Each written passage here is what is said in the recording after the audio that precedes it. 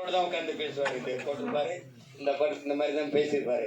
ஆனா ஒருத்தர் கூட என்னரும் இஸ்லாமிய சொந்தங்களேன்னு பேசினது கிடையாது. நீங்க வேணா நான் எடுத்து வேணா போட்டுப்பாரு, என்னரும் தமிழ் மக்கள் என்ன பேசிருக்க அவ வார்த்தையை நீங்க எல்லாம் தெரிஞ்சுக்கணும். ஒண்ணுதான் அவரு அதான் என்ன சொல்றாருங்க, என்னரும் மக்களே நீங்கள் இன இங்க பாருங்க எப்படி சொல்றாருங்க, இன உணர்வு கொள்ளாதீர்கள், இன உணர்வு கொள்ளாதீர்கள், வெறி கொள்ளுங்கள். பாருங்க, இன வெறி கொள்ளுங்கள், இல்லை என்றால் நீங்கள் ஆளப்படுவீர்கள், ஒருபோதும் ஆள மாட்டீர்கள். நீங்கள் சாதி மதங்களாக பிளந்து விரிந்து நின்றீர்கள் என்றால் தனிமைப்படுத்தப்படுவீர்கள், அச்சுறுத்தப்படுவீர்கள். மொழி இனமாக இணைந்து நின்றீர்கள் என்றால் வலிமை பெறுவீர்கள், பாதுகாப்பாக வாழ்வீர்கள். இதை விட ஒருத்தர் தத்துவம் தமிழ் சமூகத்துக்கு எவனும் சொல்ல முடியாது.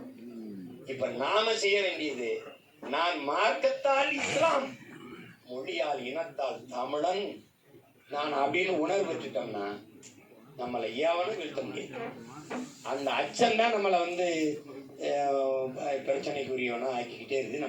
நம்மளுக்கு நாமளே நம்ம என்ன பண்றோம், இதுதான் பாதுகாப்பா இருக்குமோ, இதுக்கு போட்டா பாதுகாப்பா இருக்குமோ, இதுக்கு போட்டா பாதுகாப்பா இருக்கும்னு நினைச்சிட்டு பிஜேபி எதிர்ப்போம், திமுக வச்சு எதிர்க்க முடியாது. புரியுதா? அவன் இந்த கத்தி நான் குத்துனா ஒரு மாதிரி இருக்கு, நீ வெட்டுன்றான். அவன் அப்படியா இல்ல, அந்த மாதிரி அவன் நம்ப முடியாது. ரொம்ப எச்சரிக்கை உணர்வோடு இந்த திரும்ப இந்த வாட்டி அவன் என்ன நம்பிக்கையில் இருக்கிறாங்கன்னு அவன் சொல்லல, நம்பி ஏமாந்துட்டோம்னு சொன்னாப்ல. என் தம்பி சொன்னா, கிறிஸ்தவர் இஸ்லாமியர் 2 பேருடைய வாக்கு 15 விழுக்காடு 18 விழுக்காடு இருக்குதுன்றாங்க. 18 வச்சுக்குவோமே, 3 விழுக்காடை தள்ளிடுவோம், எங்கேயோ போயிருது, அங்கவங்க இங்கேயுமே போயிடுவாங்கன்னு வச்சுக்கிறோம். சரியா 15 விழுக்காடு இருக்கு. பிக்சட் டெபாசிட், நிலையான வைப்பு தொகைன்னு சொல்லுவாங்கல்ல தம்பி, அப்படி போடுறாங்க. இந்த நிலையான வைப்பு தொகையானவன இது நல்ல அடித்தளமா இருக்கு.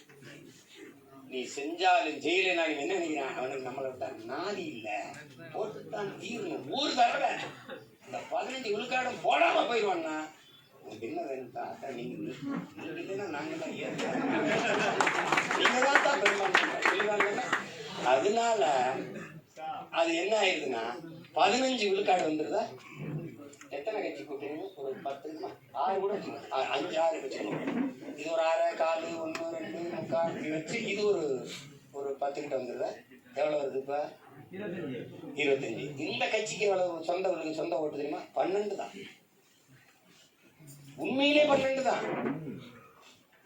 அப்ப இந்த விழுக்காடு இந்த இஸ்லாமியல் கிறிஸ்தவ அடிப்படை, இந்த கூட்டணி கட்சிகள் இதுல ஒரு 10, அதுல 25 போயிருது, இது ஒரு 12, இதை சேர்த்தா ஓடியாந்துருது 42 கிட்ட வந்தோம்னா ஆட்சிக்கு வந்துடும்.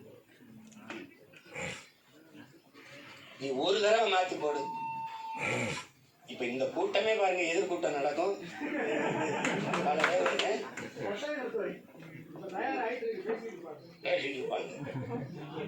தம்பி, இஸ்லாமியர்கள் தனி தம்பி, திமுக இஸ்லாமியர்கள் தனி,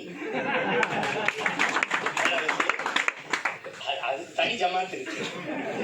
தம்பி சீக்கிரம் உண்மையிலடா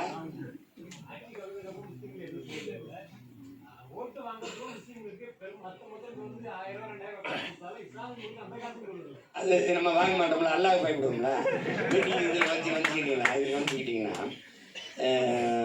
நம்ம 12 இடம் கொடுப்போம், நம்மளை மதிக்கிறது இல்லை, ஓட்டு போடுறது இல்லை.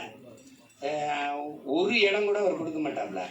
இப்போ 40 இடமா பாராளுமன்றம், ஒரே ஒரு சீட்டு மாமா நவாஸ் கனி. அது ஏன் அவர் யார்? திமுக. அவர் கூட்டணி கட்சி ஒரு சீட்டை அவருக்கு கொடுத்து விட்டுட்டு மொத்த இஸ்லாமிய ஓட்டையும் வாங்கிக்கிறது.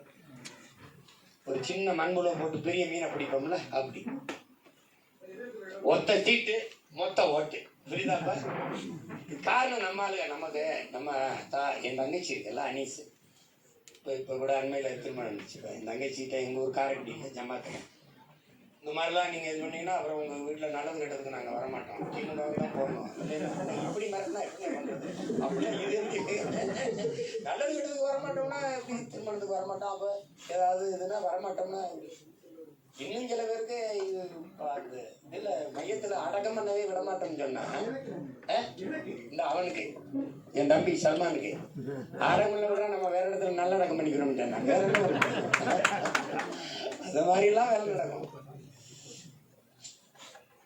அத இருக்கிறதா இந்த நெருக்கடி. அதான் இந்த வாட்டி